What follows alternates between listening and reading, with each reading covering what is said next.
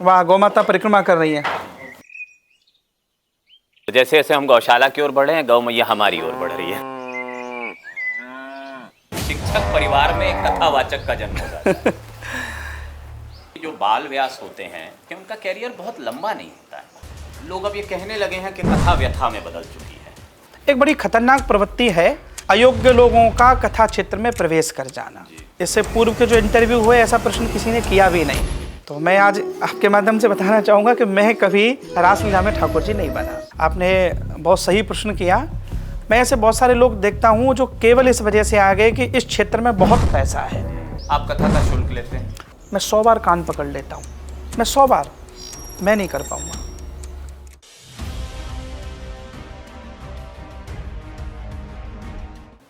ब्रज आने वाले करोड़ों लोगों को बहुत सारे अनुभव होते हैं। जो ब्रज आता है वो कई किस्म के काम करके यहाँ पे कृष्ण को महसूस करना चाहता है। कोई मंदिर जाता है, कोई किसी संप्रदाय की परंपरा निभाता है, कोई गौशाला जाता है और कोई गुरुओं के सत्संग में जाकर अपने जीवन को चरितार्थ करना चाहता है। आज हम एक ऐसे संत के साथ बैठे हुए हैं जो ये तकरीबन सभी तरह के कार्य करते हैं। उनका एक छोटा सा मंदिर भी है, उनकी एक बड़ी सी गौशाला भी है, वे कथा भी करते हैं और समाज में वे बहुत सारे ऐसे उच्च विचारों को लेकर आते हैं जिससे ब्रज की सही महिमा और गरिमा को समझा जा सके। हम इस समय ब्रज क्षेत्र के गोवर्धन में समर्पण गौशाला में बैठे हुए हैं जो पूज्य श्री संजीव कृष्ण ठाकुर जी महाराज द्वारा संचालित है। ये गौशाला 2009 में बनी थी और इस गौशाला ने अपने बनने के बाद से आज तक काफ़ी लंबा सफ़र तय किया है।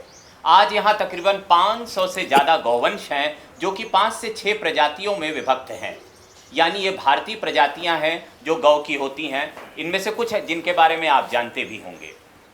इस गौशाला में बैठकर इस साक्षात्कार का उद्देश्य केवल इतना न था कि आपको गौशाला के बारे में बताया जाए, जबकि संजीव कृष्ण ठाकुर जी महाराज जो कि एक काफ़ी प्रसिद्ध कथावाचक हैं और देश और विदेश में घूम घूम कर भागवत कथा, राम कथा और भी कई तरह के भागवत से जुड़े हुए कार्यक्रम करते हैं, उनके जीवन का उद्देश्य क्या है ये जानना इसलिए भी महत्वपूर्ण हो जाता है क्योंकि आप ब्रज में जब आते हैं तो आप ये समझते हैं कि कृष्ण के जीवन को समझने के लिए हमें कुछ तो करना चाहिए।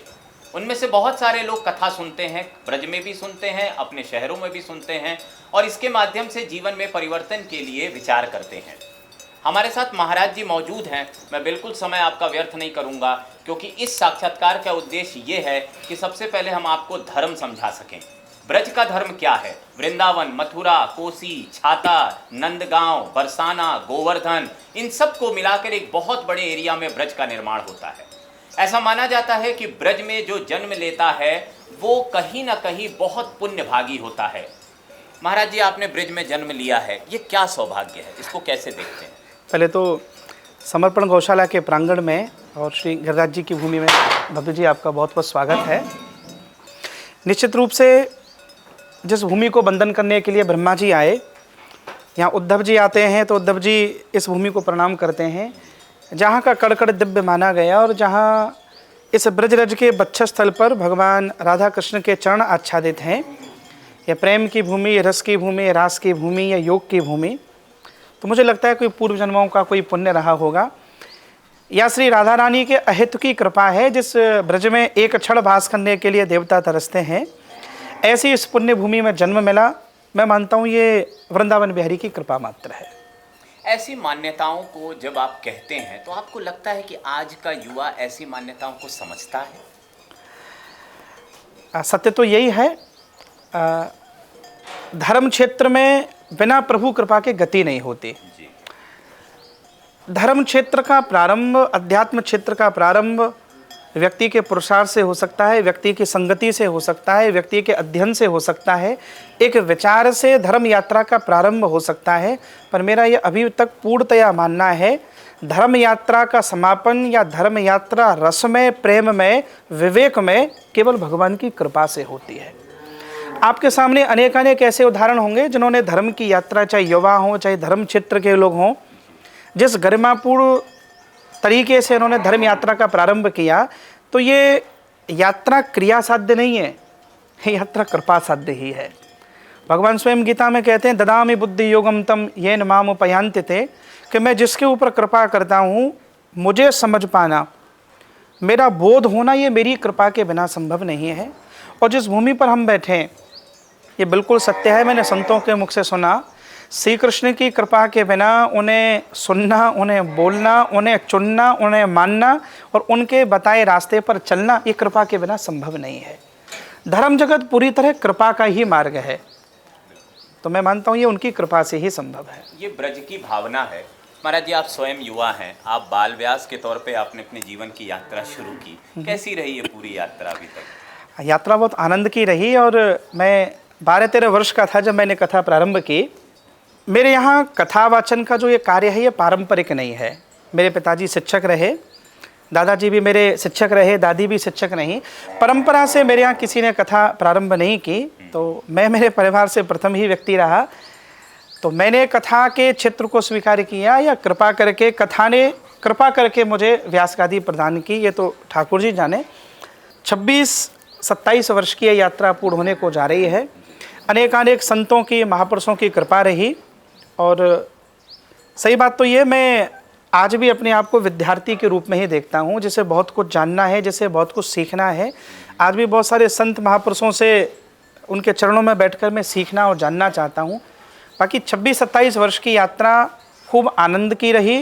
ये वृंदावन से खूब वैश्विक हुई और मैं इस वैश्विक यात्रा को खूब आनंद ले रहा हूँ अभी। तो वो कौन सा ऐसा फैक्टर था या तत्व था जिसके कारण एक शिक्षक परिवार में एक कथावाचक का जन्म हो जाता है? 50% तो हमारे यहाँ संस्कार जेनेटिक ही माने गए हैं। आपको माता पिता से ही संस्कार प्रदत्त होते हैं। तो मेरे यहाँ परिवार में परदादी की बड़ी कृपा रही। 93 में, 94 में जब मैं छोटा सा था, वो अनपढ़ थी, तो मैं बहुत छोटी अवस्था में उन्हें श्रीमद् भागवत, रामायण, महाभारत, भगवत गीता ये पढ़कर सुनाया करता था। उस समय हो सकता है बाल बुद्धि में यह थोड़ा लोभ रहता था कि दादी कुछ ना कुछ दे देगी, तो दादी को सुनाते सुनाते वो संस्कार सुदृढ़ होते चले गए। और जो भगवत गीता में लिखा है, शुचिनाम श्रीमताम गेहे योग भ्रष्टो भी जायते, वहाँ से वो सब धर्म के, अध्यात्म के संस्कार मिल गए। दूसरी मेरे ऊपर जो बड़ी कृपा रही वो बरसाना की कृपा रही। बहुत सारे लोगों को शायद नहीं पता, हमारे वृंदावन में बहुत सारी ऐसी हमारे कथाकार लोग हैं जिनकी पितृ परंपरा गोस्वामी परिवार की पितृ परंपरा है, उनकी पैतृक परंपरा है गोस्वामी परिवार की। और जब आज हम मातृ दिवस के दिन, जब विश्व मातृ दिवस मना रहा है, समर्पण गौशाला में बैठे हैं, तो मैं बताना चाहूँगा मेरी गोस्वामी परिवार की मातृ परंपरा है। मेरी माता बरसाना गोस्वामी परिवार की बेटी रहीं। तो राधा रानी मंदिर में बहुत समय तक, छोटा सा था तो राधा जी को पद सुनाने का, भजन सुनाने का सौभाग्य मिला, उनके सामने बैठा रहता था। तो किशोरी जी की कृपा रही और मेरी परदादी की कृपा रही। वहाँ से आपने कहा विश्व मातृ दिवस है, आज वैश्विक स्तर पे मनाया जा रहा है और ये सौभाग्य है कि हमें विश्व की माँ के आंचल में इस इंटरव्यू को करने का सौभाग्य मिल रहा है। अमूमन महाराज जी, हम देखते हैं कि जो बाल व्यास होते हैं, और हमने देश में बहुत सारे बाल व्यास देखे, उनका कैरियर बहुत लंबा नहीं होता है। कोई खास वजह होती है इसके पीछे? मैं खुद जब बाल व्यास के रूप में मैंने मेरी यात्रा प्रारंभ की, तो जितना मैं ऐसे समझ पाया और स्पष्टता के साथ बताऊं, छोटी उम्र में जब हमारे लोग पैर छूने लगते हैं ना, हमें माला पहनाने लगते हैं, हमें सम्मान करने लगते हैं, कीर्ति, प्रसिद्धि, यश एक साथ जब विस्तार और विस्तृत होता है, तब ऐसा लगने लगता है कि बहुत सारे लोगों के मुझे पूर्णत्व हो गया। हमारे अंदर का एक विद्यार्थी चला जाता है जिसे कुछ सीखना है, और ये पूर्णता का जो भाव है ये जीवन की यात्रा को अपूर्ण कर देता है। तो छोटी उम्र में, चूँकि धर्म क्षेत्र ऐसा है, ये यहाँ कोई अयोग्य व्यक्ति भी आ जाए, बहुत पढ़ा लिखा ना भी हो, तो भारत के लोगों में बहुत अनन्य श्रद्धा है, वो उसे मान सम्मान देंगे, उसे स्वीकार कर पाना। तो बहुत सारे कथाकार ऐसे भी हैं जो बड़ी दैन्यता के साथ, विनम्रता के साथ एक विद्यार्थी की तरह रहे, तो उनके ऊपर भगवती सरस्वती भी कृपा करती गई और देश के संतों का भी आशीष मिलता गया। एक बड़ी खतरनाक प्रवृत्ति है, वो हो सकता है जीवन के किसी भी स्तर पर आ जाए। मैं एक बात कथाओं में बोला करता हूँ कि बहुत कम लोग जानते हैं कि वो बहुत कम जानते हैं। दूसरा, मैं ये बात भी बोला करता हूँ कि हमें ये भी नहीं पता कि हमें क्या नहीं पता। हमारे अज्ञान की सीमा ये है कि हमें ये भी नहीं पता है कि हमें क्या पता नहीं है। तो बहुत आगे ना बढ़ने के कारण मुझे ऐसा लगता है इसमें साधना का भी ह्रास होना, भगवत शरणागति भजन पर विश्वास ना होना और अध्ययन ना करना, ये यात्रा रुक जाती है। तो बहुत सारे बाल्यावस्था में लोगों ने कथा का ये सब क्षेत्र प्रारंभ किया। इन चीज़ों को छोटी उम्र में स्वीकार कर पाना, इसके लिए आपको एक चिंतन चाहिए। और अगर आप किसी गुरु परंपरा से हैं तो निश्चित रूप से एक अनंत आकाश आपकी प्रतीक्षा करता है, क्योंकि कोई आपको संभालने वाला है, कोई आपको डांटने वाला है। जब आप उस जल के रूप में परिणत होकर जाते हैं जो जल किनारे से नहीं बंधा, तो जल नदी का रूप तो तभी लेता है जब वो दो किनारों से बंध कर चलता है, और एक किनारा भी टूट जाए तो वो नदी ना होके वो बाढ़ हो जाती है। तो आपके जो बाल व्यास की यात्रा है उसमें ऐसी कौन सी घटना रही जिसने आपको बहुत प्रेरित किया और आपने सोच लिया नहीं ये सही मार्ग है और मुझे इसी तरह अध्ययनरत होकर सचेतावस्था में चलना है? निश्चित रूप से ये ब्रज की भूमि बड़ी भाग्यशाली है। ये दैवीय चेतनाओं से सदैव युक्त रही। यहाँ चैतन्य महाप्रभु से लेकर महाप्रभु वल्लभ अनेकानेक ऐसी संत परंपराएं आई।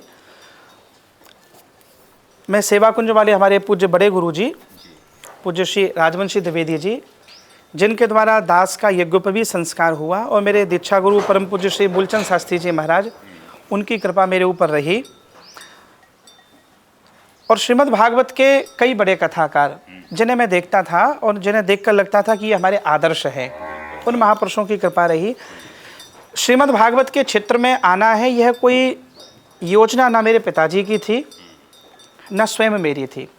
मेरे पिताजी से किसी ने एक बार यहाँ वृंदावन में एक प्रश्न किया। उन्होंने कहा कि आपने अपने छोटे पुत्र को कथावाचक बना दिया, ये बहुत अच्छा काम किया। तो पिताजी ने विनोद में कहा कि मेरे बनाने से बनते तो पहले मैं ही बन जाता, पहले मैं ही कथा कर लेता। मुझे लगता है कि ये ब्रज के संतों की कृपा रही। और जो मैंने पूर्व में आपको बताया, ये प्रेरणा राधा रानी मंदिर की है, ये बरसाना की प्रेरणा है। कोई ऐसा बचपन का प्रसंग जो जीवन में याद रह गया हो? मैंने 95 में एक बरसाना में पूज्य मुरारी बापू जी की कथा सुनी थी। शायद बहुत लोगों को याद हो, बरसाना खिरक में नीचे गौशाला में हुई थी। वो कथा मैंने 95 में पूरे 9 दिन सुनी थी। पूज्य डोंगरे बापू को मैं बचपन से पढ़ता था, तो जब मैं मेरी परदादी को कथाएं सुनाया करता था तो वो कथाएं सुनते सुनते पूज्य बापू की कथा सुनी, पूज्य भाई श्री को भी सुना। कथा करना एक यह कोई बहुत ज़्यादा इसमें प्लानिंग नहीं थी कि कथा करनी है। हमारे ब्रज में एक जगह है, शायद आपने भी टीवी के माध्यम से कभी सुना होगा, जहाँ होली का पंडा निकलता है। उस जगह का नाम है फालेन, आग पे निकलता है। तो मैं उस समय विद्यार्थी जीवन ही था और पढ़ रहा था, तो वहाँ 97 जून में एक कथा होनी थी। 2 दिन पूर्व जिन वक्ता महोदय को कथा करनी थी वो अस्वस्थ हो गए या कोई पारिवारिक कुछ कारण था, तो कथा में 2 दिन शेष रह गए। जो महात्मा जी कथा करा रहे थे उन्हें किसी वक्ता की तलाश थी। उन्होंने बहुत कोशिश की कि कोई वक्ता मिल जाए, तो वक्ता मिल नहीं पाया।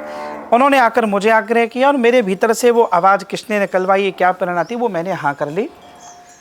बस वहीं 97 से वो कथा प्रारंभ हुई और वो क्रम अभी तक चलता आ रहा है। ब्रज में महाराज जी एक परंपरा है रासलीला की, और हम ऐसा सुनते हैं, आम जनता को बहुत पता तो नहीं है। कहते हैं रासलीला में जो चरित्र निभाते हैं उन्हें ठाकुर जी की उपमा मिल जाती है, तो ये क्या है? मेरे बारे में भी एक समाज में है ये बात प्रचलित है, चूँकि मेरे नाम के पीछे ठाकुर जी लगा हुआ है। लेकिन आज आपने पूछ लिया, तो ठाकुर जी वैसे उन्हीं को बोला जाता है जो रासलीला में भगवान कृष्ण के पात्र को जीते हैं।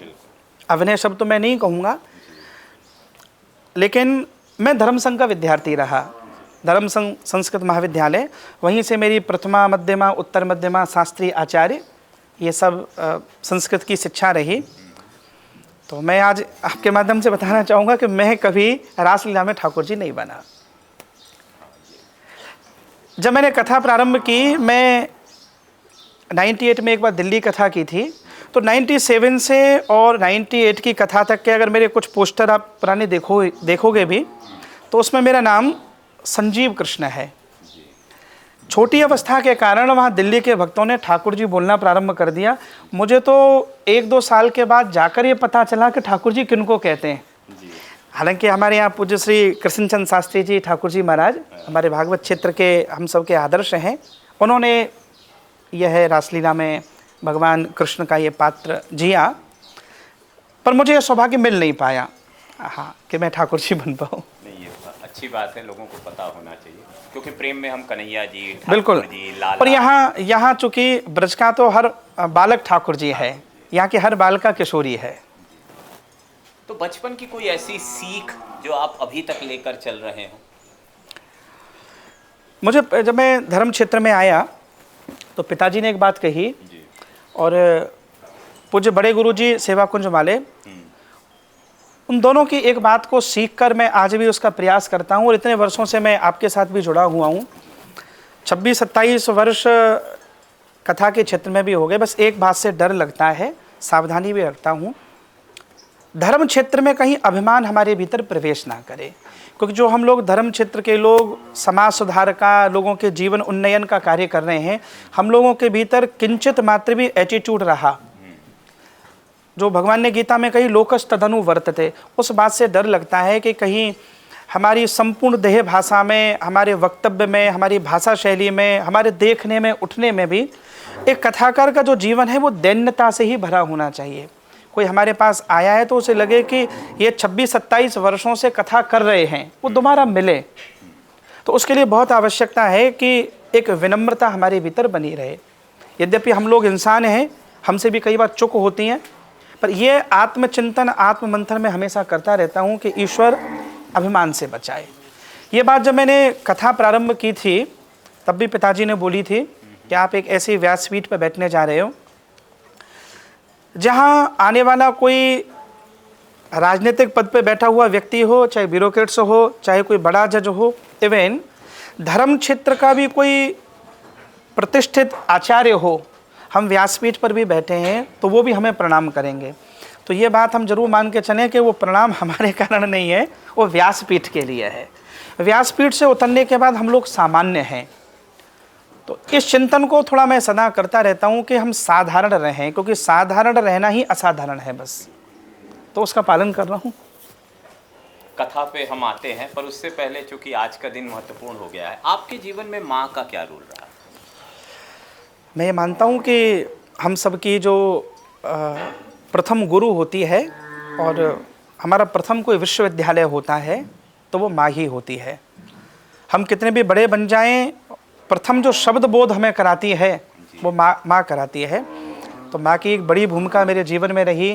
वो बरसाना की बेटी रहीं, राधा रानी मंदिर के गोस्वामियों की बेटी रहीं, तो राधा जी के गांव की बेटी रहीं, और मेरी माँ का नाम राधा ही है।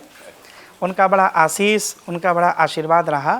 तो मैं मानता हूँ कि माँ के ममत्व ने, माँ के प्रेमत्व ने और पिता के अनुशासन, त्याग, समर्पण के कारण ये मेरी यात्रा को सजीवता उन लोगों ने ये प्रदान की है। तो हर पुत्र के लिए उसकी माँ आदर्श ही होती है। हम सब जितने भी लोग बैठे हैं तो शायद ही कोई ऐसा होगा जिसको अपनी माँ के प्रति आदर भावना हो, लेकिन मैं भाग्यशाली हूँ कि मेरी माँ ने मुझे खूब संस्कार दिए। मेरी जानकारी के अनुसार आप 2 भाई हैं, आपके एक बड़े भाई हैं, तो आपका ही चुनाव परिवार में कथा के लिए क्यों हुआ, बड़े भाई का क्यों नहीं हुआ? हाँ, ये बोल सकते हैं। तो मैंने 2 बातें इसमें बताई कि कुछ प्रवृत्तियाँ आपकी जन्मजात होती हैं। जैसे मुझे संगीत का शौक़ बचपन से था, मैं भजन गाता था, राधा रानी जी के सामने सबैया सुनाता था, पद सुनाता था। और कई बार ऐसा भी होता है कि जब जो चीज़ आपकी डेस्टिनी, आपका प्रारब्ध तय करता है तो वैसा स्वरूप। मैं इसमें एक बात बताना चाहूँगा, जब मैं छोटा था, 5th में पढ़ता था, मेरे अभी नाना जी नहीं रहे, परम पूज्य श्री रामू गोस्वामी जी, तो मुझे नहीं पता उनकी क्या दूरदर्शिता थी। मैं पालती मारकर बैठ जाता था, तो तब तो ये भी नहीं था मैं धर्म संघ में पढ़ने आऊँगा वृंदावन और कथा करूँगा, लेकिन उन्होंने स्वामी जी नाम मुझे तभी से दे दिया था। या तो विनोद में बोल सकते हैं, तो अब उनकी क्या दूरदर्शिता रही। तो मैं कोई संस्कार ही मानता हूँ इसे कि प्रभु की कृपा रही जो इस क्षेत्र में आया। तो अब आते हैं महाराज जी कथा पर। आप एक कथा वक्ता हैं, कथा व्यास हैं, कथाकार हैं, कथा प्रवक्ता हैं, हम जिस भी शब्द से कह लें, जब आप व्यास पे बैठ जाते हैं तो आपके द्वारा करोड़ों लोग कथा सुनते हैं। आप कैसी कथाएं करते हैं? मैं मूलतः श्रीमद् भागवत का वक्ता हूँ और श्रीमद् भागवत अनुष्ठानात्मक कथाओं का जो एक स्वरूप है, तो मैं उस श्रीमद् भागवत की ही कथाएं करता हूँ। और प्रयास ये रहता है कि श्रीमद् भागवत में ही संपूर्ण दर्शन है, चिंतन है, मीमांसाएं हैं, लोक सुधार की, समाज सुधार की बातें हैं। उसका जो एक मौलिक स्वरूप है, उसका जो एक प्राचीन पौराणिक स्वरूप है, प्रयास ये करते हैं कि उसकी डिलीवरी उसी रूप में हो। तो मैं अपने आप को श्रीमद् भागवत का ही वक्ता मानता हूँ। महाराज जी, मैं धर्म के क्षेत्र में काफ़ी समय से सक्रिय हूँ। लोग अब ये कहने लगे हैं कि कथा व्यथा में बदल चुकी है। क्या इसके पीछे कोई कारण? हाँ, इसके पीछे आपने बहुत सही प्रश्न किया और इससे पूर्व के जो इंटरव्यू हुए ऐसा प्रश्न किसी ने किया भी नहीं। उसके मूल में 2 कारण हैं। मैं बहुत जिम्मेदारी के साथ ये बात बोल रहा हूँ। अयोग्य लोगों का कथा क्षेत्र में प्रवेश कर जाना। आप स्वयं एक बड़े पत्रकार रहे हैं और आपने पत्रकारिता की डिग्री ली, बहुत कुछ सीखा। अचानक से कोई व्यक्ति आकर इस पत्रकारिता के क्षेत्र में उतर जाए तो पत्रकारिता के क्षेत्र की गरिमा गिर जाएगी। इस क्षेत्र में चूँकि एक व्यवस्था है, इसकी एक पूरा अध्ययन है। आप गुरु चरणों में बैठे हों, संस्कृत की आपने शिक्षा ली हो, आपने दीक्षा ली हो और गुरु चरणों में बैठकर सीखने के बाद भी उसे सुना हो, जाना हो, तब जाकर वो संस्कार, वो संस्कृति, वो चिंतन हृदय में बैठते हैं। इसका जो आपने व्यथा में परिवर्तित होने वाली बात कही, मैं बहुत कह रहा हूँ इस बात को, अयोग्य लोगों का आ जाना। अभी मैं अशिक्षित अनपढ़ शब्द का इस्तेमाल तो करूँगा नहीं, वो उचित नहीं है, मर्यादापूर्ण भी नहीं है। मैं ऐसे बहुत सारे लोग देखता हूँ जो केवल इस वजह से आ गए कि इस क्षेत्र में बहुत पैसा है, इस क्षेत्र में प्रसिद्धि है, कीर्ति है, जिन्हें श्रीमद् भागवत के बारे में ये भी नहीं पता कि श्रीमद् भागवत पुराण है कि उपनिषद है कि शास्त्र है। भागवत है क्या, श्रीमद् भागवत लिखी किसने है, ये जो बेसिक नॉलेज भी नहीं है किसी को, ये हम लोगों के लिए चिंता का विषय भी है। आप दिल्ली से यहाँ तक आए तो कोई ड्राइवर गाड़ी चला के लाया और जिस व्यक्ति ने कभी ड्राइविंग न सीखी हो और वो अगर गाड़ी की ड्राइविंग संभाल ले तो उस दिन भगवान को याद करते करते आओगे। ये जो व्यथा है ना, 3 घंटा कैसे बीतें ये श्रोता भी बैठे हुए देख रहे हैं और वक्ता की गाड़ी भी हिचकोले खा रही है। उसके पीछे व्यथा में वही परिवर्तित हो रही है जहाँ ना गुरु कृपा है, ना शास्त्र कृपा है और अयोग्यता है। तो इससे एक प्रश्न उठता है कि जो ब्राह्मण परिवार या जो भी धार्मिक परिवार अपने बच्चों को कथावाचक बनाना चाहते हैं, उसकी नियति और रुचि 2 विषय है। उसका क्रम है क्या? अगर कोई वृंदावन में कोई, ये जनता में लाखों लोगों को जो ये जानना चाहते होंगे कि भाई मैं अपने बच्चे को धर्म के मार्ग पे भेजना चाहता हूँ, मैं चाहता हूँ वो कथा प्रवक्ता बने, क्या है उसका पूरा? यहाँ वृंदावन में आएंगे बहुत सारे संस्कृत विद्यालय हैं। आप काशी में भी जाएं, अयोध्या में भी जाएं, हरिद्वार में भी जाएं। मुझे लगता है कि उन्हें पहले संस्कृत विद्यालय में विधिवत उनका प्रवेश कराना चाहिए, कहीं किसी गुरुकुल में प्रवेश कराना चाहिए और प्रथमा से लेके, प्रथमा यहाँ व्यवस्था है, प्रथमा आप करेंगे, मध्यमा करेंगे, उत्तर मध्यमा करेंगे, फिर आप शास्त्री बनेंगे, फिर आप आचार्य बनेंगे। हमारे यहाँ शास्त्री करने के बाद ही शास्त्री शब्द लगाया जाता है। केवल धोती पहन लेने से, तिलक लगाने मात्र से आप शास्त्री नहीं हो जाते, आप आचार्य नहीं हो जाते। तो आप वृंदावन में आए या कई ऐसे विद्यालय हैं, तो वहाँ विद्यालयों में आप एडमिशन लें, वहाँ संस्कृत का अध्ययन करें, वहीं आपको वेद का अध्ययन कराया जाएगा, वहीं आपको शास्त्रों का, पुराणों का, कर्मकांड का, ज्योतिष का, ये सब अध्ययन कराया जाएगा। फिर श्रीमद् भागवत का भी अध्ययन कराया जाएगा। और जब किसी गुरु के चरणों में बैठकर 2 वर्ष, 3 वर्ष, 4 वर्ष, 5 वर्ष, यद्यपि इन 5 वर्षों में भी कोई पूरी भागवत को सिखा दे संभव नहीं है, फिर भी मैंने बोला 2, 4, 5, 6, 7, 10 वर्ष आप सीखेंगे, तब जाकर भागवत का बोध हो पाएगा। अब समस्या कहाँ पर है मुझे नहीं बोलना चाहिए। वृंदावन में अभी आप जाओगे, आपको ऐसे बोर्ड लगे मिल जाएंगे कि 6 महीने में भागवत प्रवक्ता बने। तो जब आप 6 महीने में, अब इस शॉर्ट वीडियो के युग में, तो 3 महीने में, 6 महीने में भी आप भागवत वक्ता बनाएंगे तो भागवत कथा ना होकर व्यथा ही होगी और व्यथा हो रही है। ये गंभीर प्रश्न है। इस पे मेरे ख्याल से देश के सभी संगठनों को, सभी आचार्यों को सभी बड़े संतों को विचार करना चाहिए और जो कथा व्यास है उनको तो विचार करना ही चाहिए। और मैं एक निवेदन और भी कर रहा हूँ, ये राष्ट्रीय विमर्श का विषय है। धर्म क्षेत्र में अयोग्य और अपात्र लोगों का जो प्रवेश है, ये धर्म क्षेत्र के लिए बड़ा खतरा है। मैं इसे यह भी बोल रहा हूँ कि धर्म क्षेत्र को अधर्मियों से खतरा नहीं है, धर्म क्षेत्र को धर्म क्षेत्र के भीतर हो रहे अधर्म से खतरा है, और ये अपने आप में एक अधर्म ही है, ये अन्यायी है। हम श्रीमद् भागवत को केवल इसलिए इस क्षेत्र में नहीं आ सकते कि हमें पैसा मिल जाए, कि हमें कीर्ति मिल जाए। पैसा कमाने के अन्यान्य साधन हैं। मैं फिर भी निवेदन यही कर रहा हूँ कि जो लोग अपने बच्चों को यहाँ भागवत पढ़ाने के लिए भेज रहे हैं, आप इस भाव से बिल्कुल ना भेजें कि 2 महीने बाद 6 महीने बाद बच्चा आपको कमा कर दे। अगर माता पिताओं ने यह अपेक्षा रखी है कि बच्चा हमें कमा कर दे, तो फिर आप व्यथा के लिए तैयार रहिए। हर 2 महीने में 4 महीने में एक नई व्यथा आपके सामने प्रकट हो जाएगी। हम विवाद देखते ही रहते हैं, श्लोकों का विवाद होता है, हाँ? आए दिन तमाम उद्धरणों का विवाद होता है, हम देख ही रहे हैं। और बाद में जो कथा वक्ता होता है वो माफी मांग लेता है, लेकिन तब तक धर्म का नुकसान हो जाता है। सीधी सी बात है। आप देश में भी कथा करते हैं, विदेश में भी कथा करते हैं, तो एक सामान्य व्यक्ति को ही समझाइए, देश और विदेश की कथा का अंतर क्या होता है?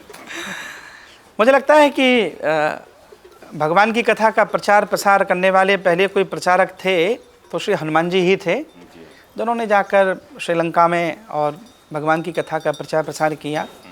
भारत में काफ़ी कथाएं मैंने की, और पिछले 11-12 वर्षों से मैं यूके में, अमेरिका में, कनाडा में, अफ्रीकन कंट्री सब जगह जा रहा हूँ। एक जो बड़ा बेसिक अंतर है, ये मैं आपके इसके माध्यम से आज प्रार्थना भी कर रहा हूँ, वो भोग भूमि है, ऐसा यहाँ बोला जाता है, लेकिन हमें बहुत कुछ सीखने की भी ज़रूरत है। आपने भी बहुत विदेश प्रवास किए हैं, वहाँ के लोगों की श्रद्धा, वहाँ के लोगों का डिवोशन, किस प्रकार से वो मंदिरों को स्वच्छ रख रहे हैं, मंदिरों को पवित्र रख रहे हैं। और वहाँ की कथाओं में भी देखेंगे कि उपस्थिति, क्राउड चाहे इतनी बड़ी ना होती हो, लेकिन श्रोता बहुत एकाग्रता के साथ, तन्मयता के साथ कथाएँ सुनते हैं। मैं पिछले 12-13 वर्षों से जा रहा हूँ, खूब आनंद आ रहा है। बहुत सारे अप्रवासी हमारे भारतीय जो वहाँ पर हैं, बड़े बड़े मंदिर बनाए हैं, और भारत की सनातन संस्कृति को, उसकी परंपरा को उनके भीतर जाकर प्रतिष्ठापित करना मेरे लिए बड़ा आनंद का विषय है। वहाँ कथा करके भी आनंद आता है और वहाँ से बहुत कुछ सीखने को भी मिलता है। तो ये यात्रा, अब मैं जुलाई में वापस 1 महीना के लिए USA और 1 महीना के लिए मेरी कनाडा यात्रा है। बहुत सारे धर्म वहाँ जाकर पोषित हुए हैं, पल्लवित हुए हैं, और वहाँ से बहुत सारा विस्तार हुआ है। हम स्वामी विवेकानंद जी को देखें, शिकागो की भूमि से उनकी एक वैश्विक स्वीकार्यता बढ़ी। भक्ति वेदांत स्वामी शील प्रभुपाद जिन्होंने इस्कॉन की संस्थापना की, तो परम पूज्य श्री कृपालू जी महाराज, हमारे बहुत सारे पूर्वाचार्य जाते रहे। तो एक खूब आनंद आता है, और मैं वहाँ के श्रोताओं को भी प्रणाम करता हूँ, जिस गंभीरता के साथ वो लोग कथा सुनते हैं, तो वो हम सब के लिए आनंद दिया है। एक प्रश्न और था, चूँकि भारत में जो कथाएं होती हैं अमूमन वो संचार माध्यमों के माध्यम से, सोशल मीडिया के माध्यम से, पर इसके बावजूद मेरा अपना शोध कहता है कि देश में करीब ऐसे कम से कम 5000 कथावाचक हैं जो स्तरीय कथा नहीं कर पा रहे हैं। तो क्या विकास केवल एक स्तर पे हो रहा है? अब मैं इस विकास को दूसरे रूपों में देखूं, देखिए, धर्म गांव में भी बसता है। धर्म भारत की बॉर्डर की लगी हुई एक सीमा पर अंतिम गांव में भी धर्म है, चाहे वहाँ 50 घरों का ही गांव हो। तो मेरी दृष्टि में कथाकार तो हमारे सब वंदनीय हैं, चाहे कोई छोटे क्षेत्र में काम कर रहा है, चाहे बड़े क्षेत्र में काम कर रहा है, और जो ग्रामीण अंचल में, वनांचल में काम कर रहे हैं, मैं उन्हें ज़्यादा प्रणाम करूँगा। हम लोग जो शहरों में कथाएँ कर रहे हैं, विदेशों में कथाएँ कर रहे हैं, तो हम लोग फिर भी एक बहुत सारी सुख सुविधाएं हमें प्राप्त भी हो रही हैं, लेकिन गाँव में, वनों में भी देखें तो बहुत संघर्ष में, बहुत प्रतिकूलताओं में धर्म प्रचार लोग कर रहे हैं। तो सबके अपने अपने आयाम हैं, सबकी अपनी अपनी संतुष्टि है, और अब धर्म क्षेत्र के भी उत्कर्ष की, उन्नति की कोई सीमा नहीं रही। तो यहाँ मुझे लगता है सब अपनी अपनी स्थिति में ठीक हैं। श्रीमद् भागवत को तो कल्प वृक्ष कहा गया, तो ये तो कल्प वृक्ष है। अब जिसकी जितनी योग्यता, जितनी पात्रता है, गंगा जी बहती जा रही हैं, जिसका जितना बड़ा लोटा है वो गंगा जी को भर सकता है। तो भागवत जी ने सबको पोषित किया है। सोशल मीडिया से भी दूर बहुत सारे संत कथाकार हैं, और हो सकता है कि जो हम सोशल मीडिया पर आ रहे हैं हमसे ज़्यादा बड़ा काम वो कर रहे हों। आज नॉर्थ ईस्ट से लेके बहुत सारी जगह पर उन्होंने धर्म परिवर्तन को रोके रखा है। समाज का एक ऐसा वर्ग जो किसी कारण से धर्म परिवर्तन कर सकता था, उसे रोके रखा। मैं ये प्रार्थना भारत के धार्मिक लोगों से भी करना चाहता हूँ। हो सकता है ये विषयांतर भी हो जाए अथवा इसी विषय से ये कनेक्टेड हो। दान करने वाले जो लोग हैं, मैं फिर ये बात निवेदन कर रहा हूँ कि आप सब बड़े बड़े महाराजाओं को दान दो। हम लोग कथा कर रहे हैं, हमें दान दो, आपकी श्रद्धा है, नहीं रोक सकते हैं। आपके मोहल्ले में एक ऐसा पंडित है अगर जो मोहल्ले के शिवालय में 20 वर्ष से दीपक जला रहा है और उसकी धोती फटी हुई है, और आप वृंदावन के कथाकार को या मथुरा जी गोवर्धन के कथाकार को आके 1 लाख रुपया दक्षिणा में चढ़ा रहे हो, मैं फिर प्रार्थना कर रहा हूँ उस 1 लाख में से 50,000 कम कर दो। धर्म को वो पुजारी 25 वर्षों से बचा रहा है। आपकी एक बड़ी जिम्मेदारी यह है कि आपके मोहल्ले में पड़ोस में रहने वाला कोई ब्राह्मण, कोई तीर्थ पुरोहित, उसका बेटा, उसकी बेटी, और किसी कारण से वो शिक्षा पाने में असमर्थ है, यह सबसे बड़ा धर्म है। आप सबका उन्नयन करो। आपके गांव के मंदिर का पुजारी हो। जैसे मैं मंदिरों के बारे में बहुत बार कहता हूँ कि आप करोड़ों रुपए लगाकर एक नया मंदिर बनाओ। ठीक है, देश में मंदिर बनने चाहिए। आप कब से अपने मोहल्ले में नहीं गए, आपके शिवालय का पंखा खराब है। आप कब से अपने मोहल्ले के हनुमान जी के मंदिर में नहीं गए, वहाँ का पुजारी घी के अभाव में कैसे मंदिर चला पा रहा है। आपने क्यों नहीं पूछा कि आपके शिवालय में जो दरवाज़ा टूटा हुआ है, ये बड़ी सेवा है। इसलिए मैं ये भी कहता हूँ कि आपके आसपास रहने वाले जो लोग हैं, जो गांव में छोटे छोटे मंदिर हैं, उन गांवों के मंदिरों का जीर्णोद्धार करा देना। उस गांव में जो रामायण पढ़ रहा है ब्राह्मण, उसकी भी आवश्यकताओं की पूर्ति कर देना। ये एक मेरा मैसेज सबके लिए है। ये आप कथा का शुल्क लेते हैं? मैं खुद का मेरा तय नहीं करता, आज तक मैंने तय नहीं किया, और ये गुरु कृपा रही, परिवार की कृपा है। सामान्य व्यवस्थाएं हैं कि जब आपके साथ 10, 20, 25, 30, 35 लोग चलते हैं, उनका योगक्षेम बहन हो जाए। भारत में और भारत से बाहर आज भी एक भी व्यक्ति ऐसा नहीं जिससे हमने तय किया हो। और व्यासपीठ पर श्रद्धापूर्वक उसने कुछ भी अर्पित किया तो कभी वो लिफाफा खोलकर नहीं देखा कि ये कम दिया कि ज़्यादा दिया। और जितना मिला है, मैं फिर भी ये मानता हूँ कि मेरी योग्यता, मेरी पात्रता से बहुत ज़्यादा मिला। मुझे बहुत बार लगता है कि इतना योग्य मैं नहीं था अथवा इतना पात्र नहीं था जितना मुझे आशीर्वाद भारत की धार्मिक जनता का मिला, संतों का आशीष मिला, और जो मुझे व्यक्तिगत जीवन में भी प्राप्त हुआ ये मेरी कल्पना से परे था। तो मेरे लिए तो ये भी एक आश्चर्य जैसा ही है। मेरे जैसा एक सामान्य मध्यम वर्गीय परिवार का एक बालक जो कथा के क्षेत्र में आया और इतना सारा आशीष मिला। ये यात्रा वैश्विक हुई, दुनिया भर में जा रहा हूँ। और सबसे बड़ी संपत्ति अगर मैं स्वीकार कर पाता हूँ तो मेरी ये है, जब किसी बड़े संत के चरणों में बैठते हैं और उनका हाथ जब मस्तक पे आ जाता है और वो मुस्कुरा के पूछ लेते हैं कि बेटा ठीक हो, मुझे लगता है इससे बड़ी कोई संपत्ति नहीं है। हमने 22 जनवरी को आपको अयोध्या में राम मंदिर के आसपास बहुत सारा भजन, कीर्तन, प्रवचन, मेल मुलाकात करते देखा। कैसा आपका अनुभव रहा 22 जनवरी? वो तो मैं बोल सकता हूँ कि एक अभी भी उस क्षण को हम स्मरण करते हैं तो रोम रोम खड़ा हो जाता है। वो सब एक ऐसा दृश्य था, भावुक करने वाला दृश्य था। इस देश के नायक का इतने शताब्दियों के संघर्ष के बाद मंदिर बनना था। मैं 22 जनवरी से 2-3 दिन पूर्व चला गया था। स्वामी दीपंकर जी मेरे साथ थे। मैं उस क्षण को जीना चाहता था। और मुझे याद है कि 20 जनवरी की रात में या 21 जनवरी की रात में 3 या 4 का टेम्परेचर था और हम सरयू नदी के तट पे घूम रहे थे। हम लोगों में से कोई भी कमरे में जाकर सोना नहीं चाहता था। एक ऐसा मन में भाव आ रहा था कि कुछ रह ना जाए, कि कोई हमसे सुबह कहे आपने देखा नहीं। इतनी सर्दी में भी हम लोग घूम रहे थे। वो दृश्य बहुत भावुक करने वाला था। 22 जनवरी को जब प्रधानमंत्री हाथ में कलश लेकर आए, कौन ऐसा होगा जिसकी आंखों में आंसू नहीं थे। और कितने सारे बूढ़े लोग, बुजुर्ग लोग घर पर टीवी पर आरती कर रहे हैं चप्पल उतार कर और रो रहे हैं। मुझे लगता है वो सच में ही राम राज्य आ गया था। वो हम कभी नहीं भूल सकते। और मैं जब अयोध्या में था तब मैंने ये बात बोली भी थी। बहुत सारे संतों ने कहा कि न भूतो न भविष्यति। मैंने कहा न भूतो तो बोल दो, न भविष्यति बिल्कुल मत बोलो। हो सकता है 2-3 साल में मथुरा में भी ऐसा कुछ देखने को मिले। अद्भुत दृश्य था वो, अद्भुत। कथाओं पे एक बार फिर से लौटूंगा। आप अपनी कथा में मूलतः रिश्तों पे और प्रेरक प्रसंगों पे काफ़ी बात करते हैं, कोई खास वजह? मुझे लगता है पिछले 10-20 वर्षों में जो बहुत चिंता का और एक गंभीरता का विषय वो ये है, हमारे टूटते परिवार, रिश्तों में बिखराव, हमारे परिवार टूट रहे हैं। और ध्यान रखना, अगर हमारे परिवार टूट रहे हैं तो धर्म भी नहीं बच पाएगा। धर्म प्रारंभ ही परिवार से होता है। एक पुत्र के भीतर अपने माता पिता के प्रति आदर का भाव नहीं है तो मुझे लगता है मंदिर के माता पिता भी ना उसे स्वीकार कर पाएंगे। एक पति अपनी पत्नी के प्रति ईमानदार नहीं है या उसका सम्मान नहीं कर रहा, घर की लक्ष्मी का वो अपमान कर रहा है, तो मंदिर में बैठी लक्ष्मी भी प्रसन्न ना हो पाएगी। इसलिए मैं रिश्तों पर बोलता हूँ कि हम ये समझें, भारत ही एक ऐसा देश है, मातृदेवो भव, पितृदेवो भव, आचार्य देवो भव। अच्छा, हम एक बात बताइए, हम राम कथा में जाके भी क्या सुन रहे हैं? हम राम जी महान क्यों थे? राम जी से पहले राजा तो बहुत हुए, राम जी के बाद भी कितने राजा हुए। राम महान क्यों थे? वो इसलिए महान थे कि घर में, परिवार में जब बंटवारे की बात आई, ऐसी स्थिति उत्पन्न हो गई कि लगा कि संपत्ति के ऊपर क्लेश हो रहा है या क्लेश हो जाएगा।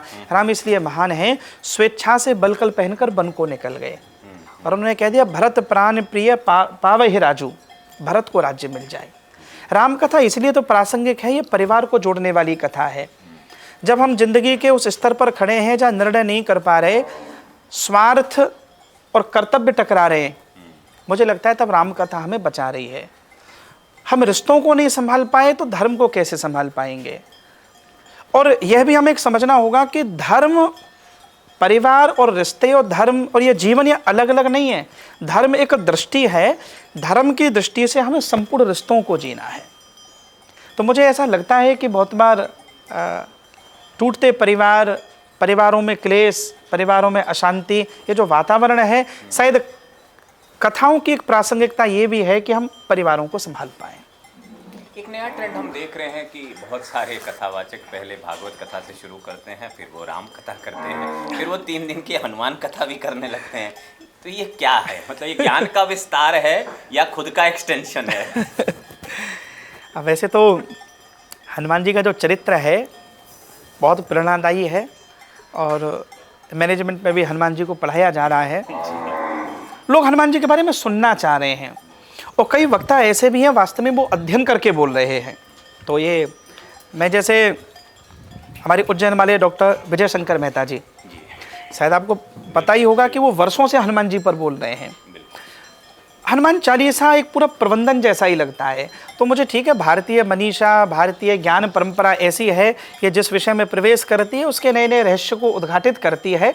कई वक्ता लोग बहुत जिम्मेदारी के साथ बोल रहे हैं और जो नए लोग प्रवेश कर रहे हैं, मुझे लगता है उनको सुनते सुनते इन्हें भी बोध हो जाएगा। मैंने तो श्रीमद् भागवत, अब भारतीय जो हमारा ये धर्म ग्रंथों का एक पूरा इतिहास है, ये बहुत प्राचीन है। हमारे यहाँ 4 वेद हैं, 4 उपवेद हैं, 18 पुराण हैं, 18 उपपुराण हैं, उपनिषद हैं, उप उपनिषद हैं, श्रुतियाँ हैं, स्मृतियाँ हैं, आचार्यों की वाणी है। तो अच्छा है, इस बहाने से कम इन पर विमर्श तो हो रहा है। तो हनुमान जी के चरित्र की तो बड़ी आवश्यकता है और शौर्य, बल, विवेक, बुद्धि, ये सारी जब हम देखते हैं तो हनुमान जी के भीतर है। और हनुमान जी का चरित्र इसलिए भी प्रासंगिक है, आज की युवान पीढ़ी में सब कुछ है लेकिन एक बात का बहुत अभाव है, बहुत डरपोक है, बहुत डरपोक हमारी युवा पीढ़ी है।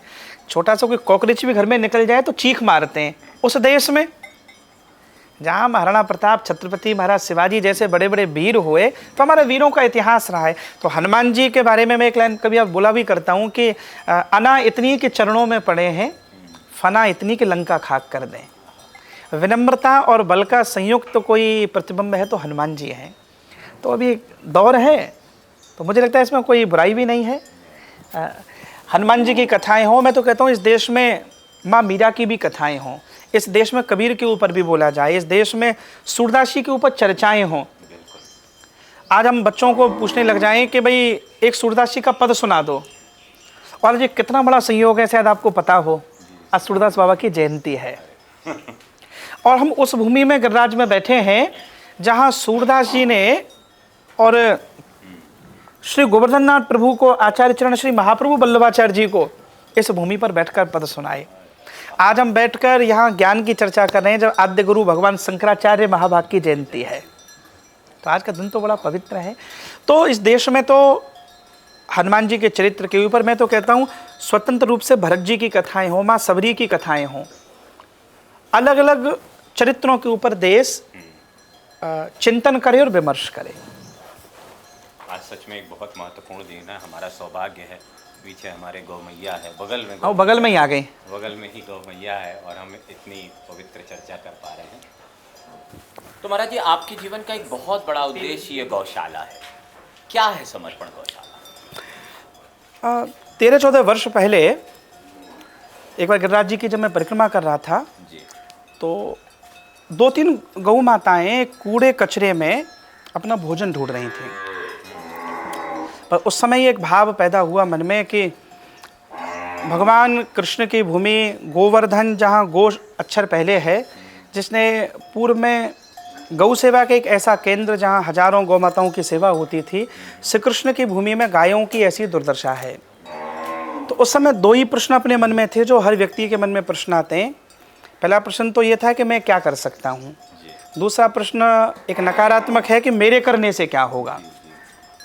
तब एक विचार आया था कि हम एक गौशाला खोलें और हमारी शक्ति सामर्थ्य के अनुरूप हम 100 गायों को, 200 गायों को, 300 को, 400 को या 500 को ही कर सकते हैं, तो उनकी सेवा करें। और केवल वो गौशाला ना बने, एक पाथेय का भी वो काम करे जहाँ से लोगों को प्रेरणा मिले। और मुझे कहते हुए बड़ी प्रसन्नता है कि पिछले 13-14 वर्षों में समर्पण गौशाला से प्रेरणा लेकर कई गौशालाएं खुली। मन में तब एक संकल्प था कि हम ऐसी गायों को रखेंगे जो दूध नहीं देती हैं, जो दूध ना देने के कारण निराश्रित अवस्था में छोड़ दी गई। यहाँ 5 या 7 गौ माताएँ दूध देती हैं, बाकी सब गायें ऐसी ही हैं। तो हम उस सेवा भाव से काम कर रहे हैं। 500 गौ माताएँ अभी यहाँ पर हैं। मुझे बहुत बार लोग बोलते हैं कि हमारे यहाँ गौशाला संख्यात्मक दृष्टि से देखी जाती है। बहुत लोग बोलते हैं कि ये 600 कब होंगे, ये 700 कब होंगे। मैंने कहा संख्यात्मक विषय नहीं है, विषय गुणात्मक है। मैं इन 500 की सेवा करने में समर्थ हूँ, इन्हीं को अच्छे से देख रेख कर लेता हूँ, तो मेरी संतुष्टि है। तो तब ये 2009 में गौशाला खुली थी। गिरिराज जी की भूमि है और सच बताऊँ तो 13-14 वर्षों में खूब आनंद आया। ये गौशाला चलती कैसे है? ये सवाल इसलिए भी महत्वपूर्ण है क्योंकि ब्रज में हजारों गौशालाएं हैं और गौशालाएं बहुत अच्छे से अपने स्वरूप को नहीं पा रही है। हाँ। यहाँ आकर हमें प्रसन्नता हुई। यहाँ रोटी बनाने की मशीन है। मैंने देखा सुबह कम से कम 100 किलो लौकी इनको दिया गया, जो मैंने अपनी आंखों से देखा है। तो ये गौशाला चलती कैसे? और कोई अगर इसका सच में सपोर्ट करना चाहे, मैं तो चाहूँगा जो भी लोग देखें जरूर सपोर्ट करें, क्योंकि गौ सेवा एक बहुत ही पुण्य सेवा मानी जाती है। ये पूरी तरह दानाश्रित गौशाला है। ये दान के आधार पर ही चल रही है। और श्रीमद् भागवत कथा इन अनुष्ठानों से जो वैष्णवों के द्वारा द्रव्य प्राप्त होता है, उस द्रव्य को हम गौशाला में लगाते हैं। गौशाला से अन्य इनकम का कोई साधन नहीं है, क्योंकि ना तो यहाँ पे दूध होता है। हालांकि भविष्य की कुछ योजना है कि गोबर और मूत्र या मूत्र के आधार पर कुछ स्वावलंबन की ओर इसे ले जाएं, कुछ दीर्घकालिक योजनाएं हैं, लेकिन अभी तो केवल दानाश्रिति है। तो उस समय एक व्यवस्था बनाई थी। मैंने भारत में भी और भारत से बाहर बोला था कि आप अपने घर में गाय नहीं रख सकते, अपने हृदय में गाय को जरूर रखें। एक आदमी अपने घर पर 5 परिवार के सदस्यों का पोषण करता है, तो मन में ये भाव रखे कि 6वां एक घर का सदस्य गौ माता है। तो ये कॉन्सेप्ट बिल्कुल ऐसा है कि कोई दिल्ली मुंबई में आदमी बैठा हुआ है, उससे कोई पूछे कि कितने लोग हैं घर में, बोले वो 6 लोग हैं। कि आप तो 5 हो, बोले 6वीं मेरी गौ माता है, वो समर्पण गौशाला में है। हम तो केवल सेवा कर रहे हैं, बाकी इनको एडॉप्ट करने वाला कोई मुंबई में बैठा है, कोई दिल्ली में हो सकता है, कोई कैलिफोर्निया में भी बैठा हो। पैसा वो देता है, 1 वर्ष के लिए 2 वर्ष के लिए हम लोग सेवा कर रहे हैं। तो मैं सच कहूँ तो मैं तो चूँकि फाउंडर में हूँ, तो ये पोस्टर में बैनर में नाम मेरा है, तो ये तो फोकट में नाम है, लेकिन इसके धन्यवाद के पात्र तो वो लोग हैं जो दूर बैठे हुए हैं, जो पैसा भेजते रहते हैं। तो ब्रज की गौशालाओं का हाल सुनकर थोड़ा दुख होता है महाराज जी, ऐसा क्यों है? कृष्ण की भूमि में यहाँ एक गौ ऋषि हैं बरसाना में, हाँ, परम पूज्य श्री संत श्री रमेश बाबा। जी जी, और हम ब्रजवासी लोग सच बताएं ना, जल्दी से किसी बाबा को मान्यता देते नहीं हैं। अब ये ब्रजवासियों की कुछ कमी कह लो या ये कह लो कि ब्रह्म के संग खेले हैं, तो इनका एक अपना अलग चिंतन रहता है। जैसे हमारे परम पूज्य कारशनी महाराज हैं रमणीति में, ब्रज के नंद बाबा हैं, हम सब के नंद बाबा, गुरु महाराज भगवान सब पिता हम उनको बोलते हैं। पूज्य रमेश बाबा हुए, पूज्य हमारे मलुक पीठाधीश्वर श्री राजेंद्र दास जी महाराज। रमेश बाबा बहुत बड़ी गौशाला चला रहे हैं। मैं जो काम कर रहा हूँ मुझसे हजारों गुना बड़ा उनका काम है। पूज्य श्री राजेंद्र दास जी महाराज वो एक बड़ा काम कर रहे हैं, वहाँ गौ माता परिक्रमा कर रही हैं। तो कुछ गौशालाएं व्यवस्थित रूप में चल रही हैं, लेकिन मैं एक बात बोल रहा हूँ, आज के समय में गौशाला चला पाना बहुत कठिन कार्य है।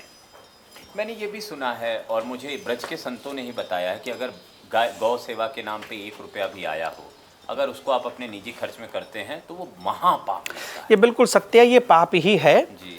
और हमारे यहाँ जो व्याख्याएं गौ माता की कही गई हैं वो तो साक्षात भगवती है, कामधेनु है।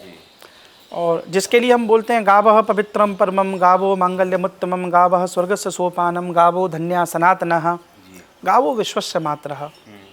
ये स्वच्छता, ये पवित्रता गौ सेवा के क्षेत्र में काम करने वाले लोगों को रखनी चाहिए।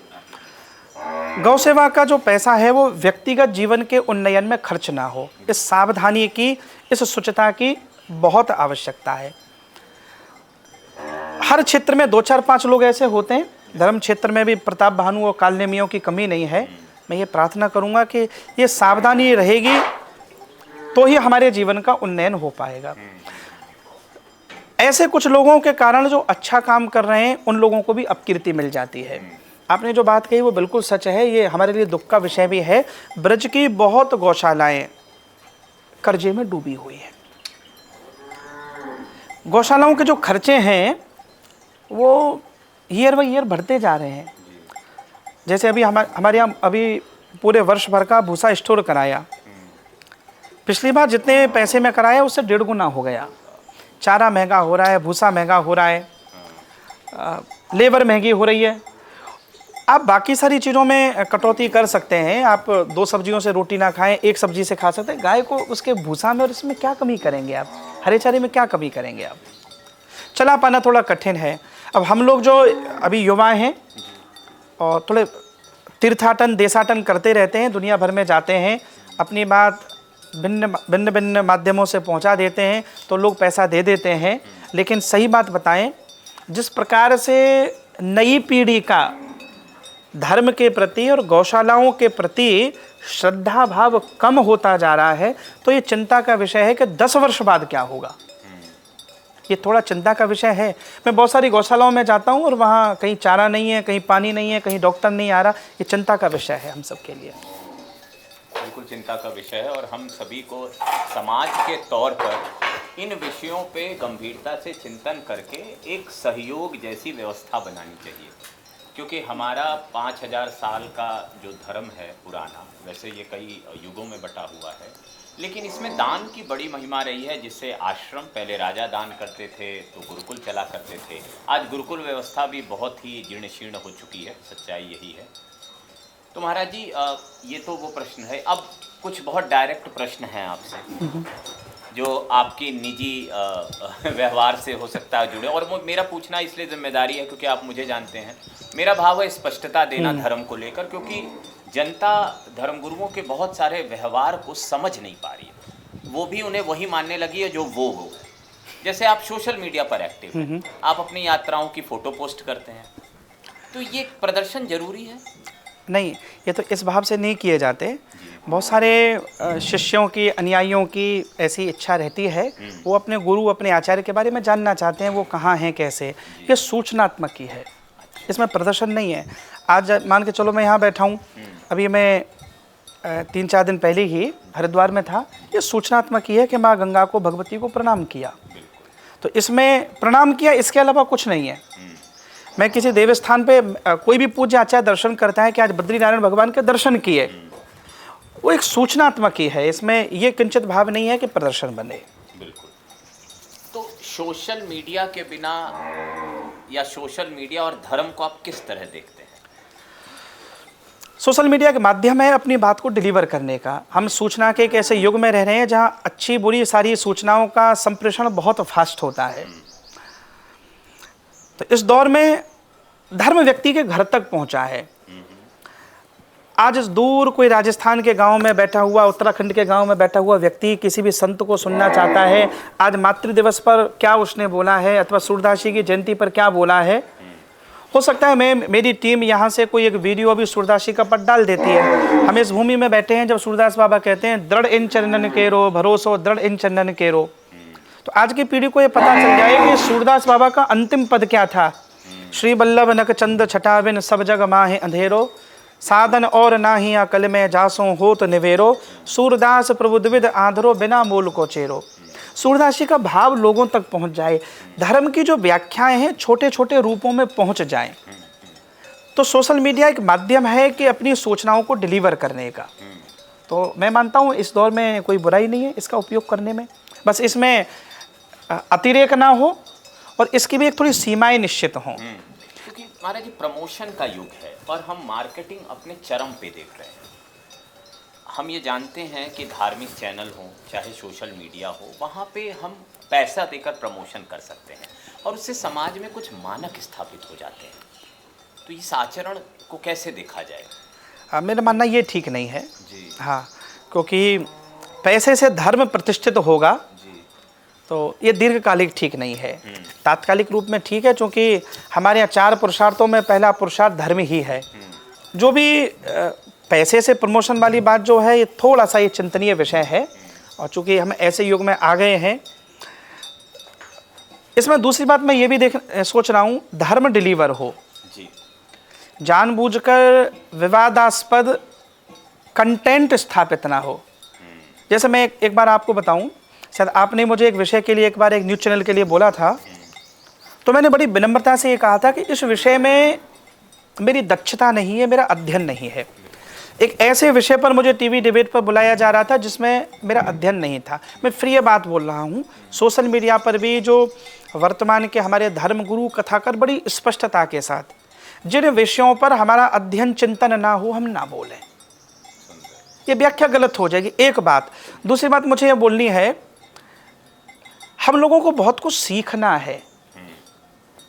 मुझे व्यक्तिगत रूप में कोई पूछे, अभी हो सकता है ये भविष्य में मैं कोई ऐसा संकल्प या कोई ऐसी बात तो नहीं बोला कि मैं नहीं करूँगा, कोई आग्रह रहा तो हो भी जाए, तो मैं मेरे वचन में नहीं बदलना चाहता।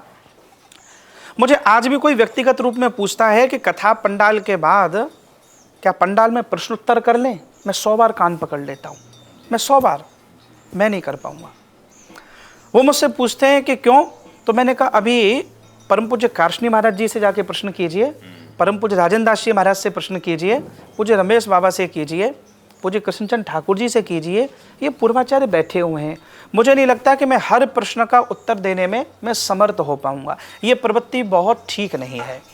ऐसे विषयों पर भी हम लोग बोल रहे हैं जिन विषयों के लिए हम अधिकृत नहीं हैं, हमारा अध्ययन नहीं है, चिंतन नहीं है।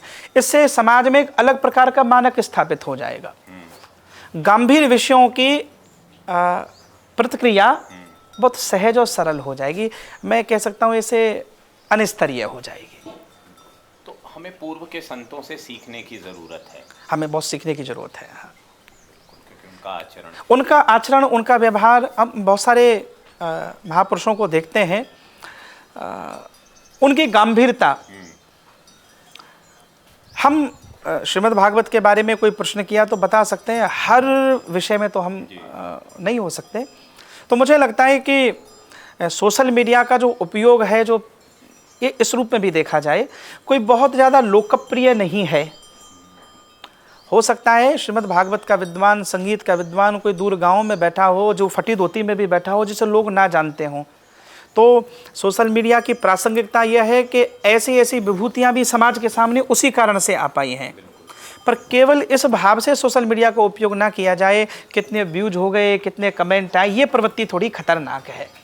ये फिर एक एडिक्शन है, ये फिर नशा है कि हम नई पीढ़ी के लोगों को सोशल मीडिया के एडिक्शन से बाहर निकलना चाह रहे हैं, खुद एडिक्शन देकर। ये थोड़ा खतरनाक है।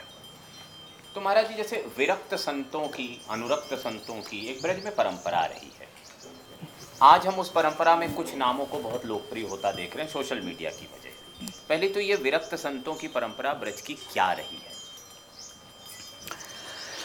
हमारे यहाँ पूज्य स्वामी श्री अखंडानंद जी महाराज, पूज्य सुदामादास जी महाराज, पूज्य श्री प्रभुदत्त ब्रह्मचारी जी, श्री उड़िया बाबा,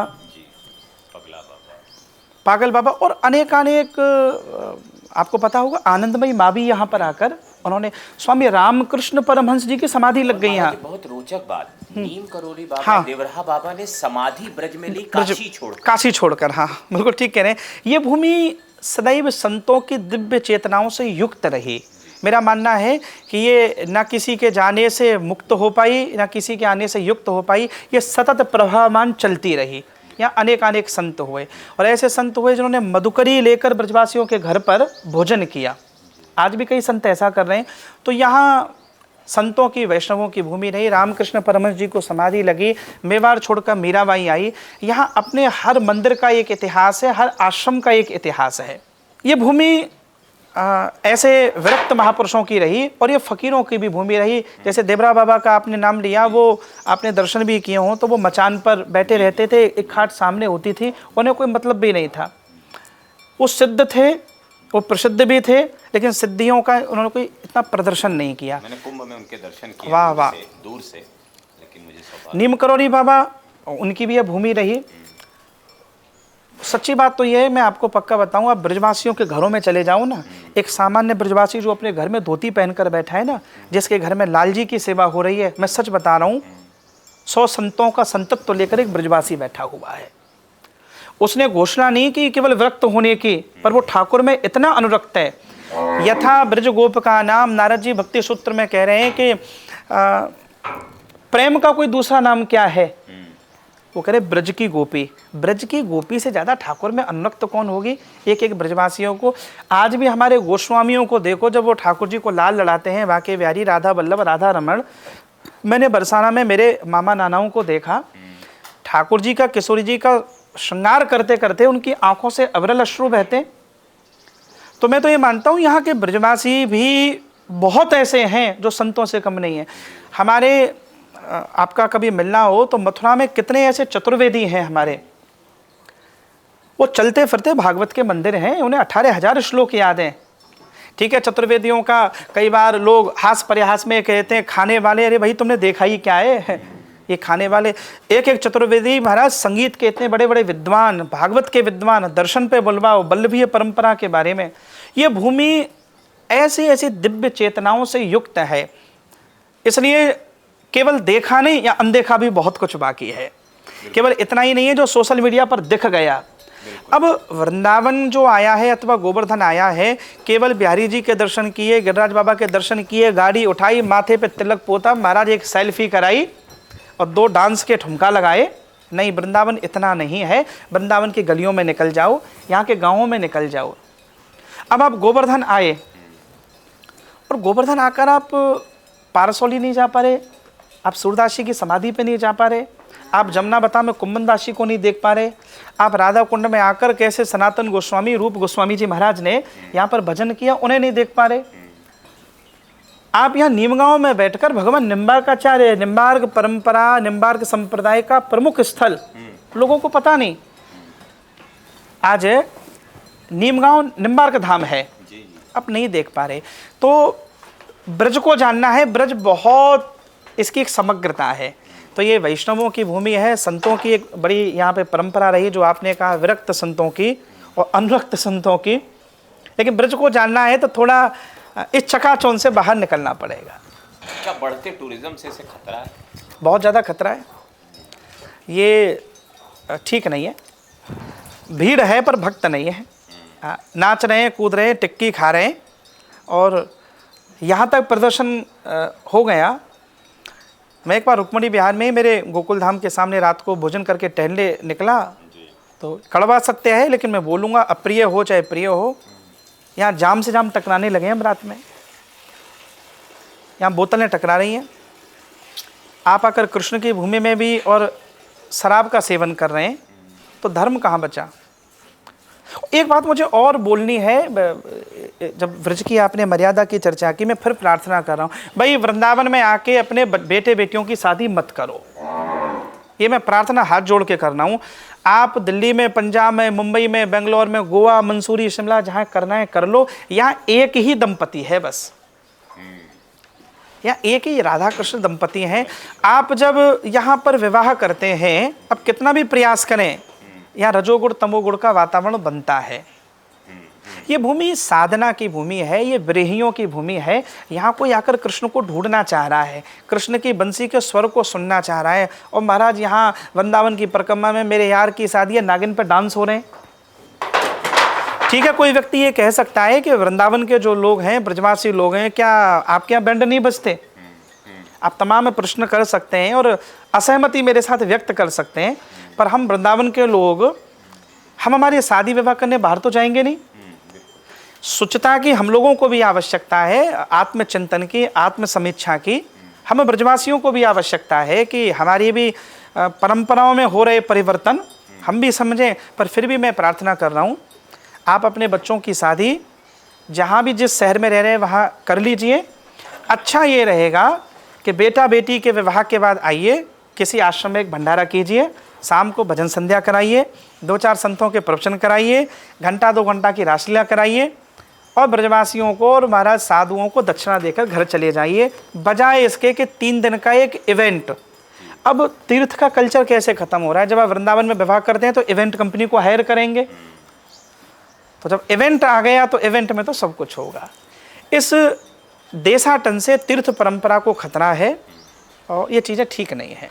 महाराज जी, कुछ लोग फ्लैट लेकर यहाँ अपने बच्चों का जन्म करा रहे हैं कि वो ब्रजवासी हो जाए, एक ये ट्रेंड है। दूसरा, कुछ लोग बाहर से आकर यहाँ कथा परंपरा को आगे बढ़ा रहे हैं। इन दोनों पर आपको क्या लगता है? देखो, मैंने जितना सुना समझा बचपन में, पहले मुझे ऐसा लगता था कि ब्रजवासी संत कृपा से बनते हैं, गुरु कृपा से बनते हैं। पर यह दुर्भाग्य है कि रियल एस्टेट और प्रॉपर्टी डीलर ब्रजवासी बनाने लगे, पैसे से ब्रजवासी बनने लगे। तो ये ब्रजवासी तो कभी ना बन पाएंगे। हाँ, वो तो एक भाव स्थिति है ब्रजोपासी। ब्रजवासी तो तब बनते हैं जब यहाँ ब्रज के ठाकुरों के प्रति, ब्रज के साधुओं के प्रति, ब्रज की परंपराओं के प्रति, ब्रज के मंदिरों के प्रति, ब्रजवासियों के प्रति आपके मन में श्रद्धा भाव हो। और इन सबसे अलग आपके भीतर गोपी भाव जन्म ले रहा हो, आपकी दृष्टि का परिवर्तन हो रहा हो, तो आप ब्रजवासी हैं। तो ये भाव कि यहाँ फ्लैट लेकर, तो ये तो प्रवृत्ति ठीक नहीं है। दूसरी बात आपने कही कि बाहर के लोग आकर और वृंदावन का नाम लेकर ब्रज की परंपरा को आगे बढ़ा रहे हैं, ये तो अच्छी बात है। ब्रजवासियों को तो कोई खतरा नहीं, और सनातन धर्म आगे बढ़ रहा है, भगवान का नाम आगे बढ़ रहा है। जब हम ये देखने जाएंगे तो हर दूसरा तीसरा संत वो बाहर की भूमि से आया है। सर्वविदित है, परम पूज्य मलुक पीठाधीश्वर जी और मध्य प्रदेश से हैं। हमारे कितने सारे कथाकार यहाँ के नहीं हैं, लेकिन श्री मलुक पीठाधीश्वर जी महाराज को देखने और मिलने के बाद कोई ब्रजवासी ये नहीं कह सकता कि महाराज जी बाहर के हैं। उन्होंने ब्रज को, ब्रज भाव को, ब्रज की गरिमा को, ब्रज रस को इतना आत्मसात कर लिया, उनसे ज़्यादा ब्रजवासियों को सम्मान कौन देता होगा। और अब तो उन्होंने कह दिया ब्रिज के बाहर, ब्रिज के बाहर नहीं जाएंगे। सच बताएं, बाहर के लोग आएँ, क्योंकि ये कोई व्यवस्था नहीं है। हम होते कौन है ये कहने वाले कि भाई हम बाहर से आने वाले को वृंदावन टाइटल नहीं देंगे। आप आएँ, आप कथा करें, धर्म को आगे बढ़ाएं। बस इतनी प्रार्थना जरूर करनी है, ब्रजवासियों से द्वेष ना करें। हम ब्रजवासियों को किसी से कोई खतरा नहीं है, और कौन किसका स्थान लेगा। ब्रजवासियों से बड़ा त्यागी कौन होगा। उन्होंने इस देश के, राष्ट्र के कल्याण के लिए अपने लाल गोपाल तक का दान कर दिया देश को। ये तो ठाकुर को देकर बैठा है। बाहर के लोग आए, लेकिन ब्रज की परंपरा और ब्रज का सम्मान करें। अब हम इस साक्षात्कार के अंत की ओर बढ़ रहे हैं। एक मूल प्रश्न ये है कि आपको अभी धर्म की क्या स्थिति लगती है, क्योंकि आप विचरण करते हैं, संतों से मिलते हैं, तमाम जगह जाते हैं, बड़े बड़े संतों से आपका संवाद है, प्रेम है, लाड है, सब कुछ है। ओवरऑल धर्म की स्थिति आपको क्या लगती है देश में? बाहर से देखने पर अच्छी लगती है, लेकिन भीतर जाएं तो अच्छी नहीं है। भीड़ की दृष्टि से देखें तो हर तीर्थ में, हर मंदिर में भीड़ बढ़ रही है। जी। कथाओं की दृष्टि देखें तो पंडाल छोटे पड़ रहे हैं। पंडालों का साइज बड़ा हो रहा है, व्यक्ति का चरित्र गिर रहा है। मंदिरों के शिखर ऊंचे जा रहे हैं, व्यक्ति का चरित्र नीचे जा रहा है। धर्म जो यात्रा है वो बहिर्मुखी यात्रा नहीं है, धर्म इनसाइड जर्नी है। इसलिए मैं कहता हूं धर्म के 10 लक्षण हैं। अगर धर्म केवल इस रूप में उतर आया कि धर्म धोती में, तिलक में, कंठी में, ये बाह्य स्वरूप है, लेकिन धृति, क्षमा, दमुस्तेम, शौच, इंद्रिय निग्रह, धीर, विद्या, सत्यम, अक्रोधो, दशकम धर्म लक्षणम, धर्म के 10 लक्षण हैं। पेशेंस धर्म का लक्षण है। आज एक युवा से बात करके देख लो, वो वृंदावन आ रहा है, वो अयोध्या जा रहा है, वो बद्रीनाथ जा रहा है, मैं कह रहा हूँ वो नग्न पैर लेट रहा है। आप घरों की स्थिति देख लो, पिता 2 शब्द बेटे से नहीं बोल सकता, वो धैर्य नाम की चीज ही नहीं है। इंद्रिय निग्रह है कहां? ना हमारी खाने की स्वच्छता, ना पहनने की स्वच्छता। तो धर्म केवल दर्शन करने में, परिक्रमा लगाने में, भीड़ में है। मैं फिर कह रहा हूं भारत ने सारी दुनिया को जीवन जीने की दृष्टि दी है। भारत एक ऐसा देश है जहां का दर्शन, चिंतन, मनन, परंपराएं, पारिवारिक सभ्यता, संस्कृति, जहां की जीवन पद्धति ही विश्व के लिए शोध का विषय रही है। धर्म इतना सस्ता नहीं है, इतना सरल नहीं है। भीड़ की दृष्टि से देखें तो सरकारों की दृष्टि से रेवेन्यू आ रहा है। वृंदावन में कितने लोग आए, गोवर्धन में कितने लोग आए, 5 लाख, 10 लाख, किसी मंदिर में चले जाओ बहुत भीड़ है। लेकिन धर्म का जो मूल तत्व है, धार्यति इति धर्म। देखो भगवान वेदव्यास ने एक जगह लिखा, मानसम सर्वभूतानाम धर्म माहुर मनीषण तस्मा सर्वेषु भूतेषु मनसा शिवमाचरेत। मन में भी किसी का अमंगल का भावना आए, वाणी और कर्म तो बहुत दूर की बात है। आज जिसके माथे पे तिलक लगा हुआ है वो दूसरे का सर फोड़ने में 1 मिनट की देर नहीं लगा रहा। असहिष्णुता बढ़ रही है, परिवारों में क्लेश, परिवारों में कलह बढ़ रही है। ये धर्म का जो स्वरूप है ये ठीक नहीं है। इसलिए मैं फिर कह रहा हूँ मूल ग्रंथों को छोड़कर मैं एक प्रार्थना और भी कर रहा हूँ कि यूट्यूब पर, इंस्टा पर हमारा कोई वीडियो हो, हमारी कोई रील हो, सुनो, देखो, पर फिर मैं एक बात बोल रहा हूँ, जीवन का उन्नयन रीलों को देखने से नहीं होगा। जीवन का उन्नयन उस दिन होगा जिस दिन घर में रखी हुई श्रीमद् भगवत गीता को कपड़े से निकाल कर खोल दोगे, उस दिन तुम्हारे जीवन की ग्रंथियाँ खुल जाएंगी। तुम्हारे घर में, मंदिर में ग्रंथ अगर बंद पड़ा है, इन रीलों को देखकर धर्म नहीं बच सकता। रील धर्म नहीं है। धर्म तुम्हारे घर के मंदिर में रखी हुई रामायण है। रामो विग्रहवान धर्म साधु सत्य पराक्रम राज्ञा सर्वस्व लोकस्य देवानामिव वासव। धर्म अनुशासन में है, धर्म समर्पण में है, धर्म त्याग में है, धर्म आपके आचरण में है। धर्म की जो व्याख्याएं वर्तमान पीढ़ी स्वीकार कर रही है, इसमें हम धर्माचार्य भी बराबर के दोषी हैं। धर्म की जो उल्टी सीधी व्याख्याएं हम करने लगे हैं।